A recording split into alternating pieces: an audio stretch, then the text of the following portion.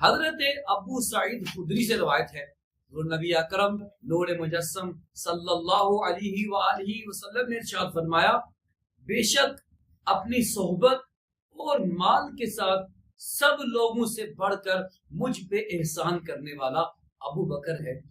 اگر میں کسی کو اپنا دوست بناتا، اگر میں کسی کو اپنا خلیل بناتا، ابو بکر کو اپنا خلیل بناتا۔ لیکن اسلامی اخوت اور مودت تو موجود ہے۔ آگے فرمایا، آئندہ مسجد میں ابو بکر کے دروازے کے سوا کسی کا دروازہ کھلا نہ رہے۔ اور ایک اور روایت میں ہے، فرمایا کہ ابو بکر کی کھڑکی کے علاوہ مسجد کی طرف جو کھلتی تھی، فرمایا وہ ابو بکر کی کھڑکی کے علاوہ سب کھڑکیاں بند کر دی جائیں۔ اللہ اکبر کبیرہ۔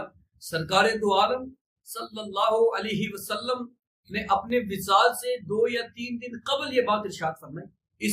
اس بنا پر شارحین فرماتے ہیں کہ اس حدیث میں سیدنا ابو بکر صدیق کی خلافت کی طرف اشارہ ہے اور دوسروں کی گفتگو کا دروازہ بند کر دیا گیا ہے۔ اللہ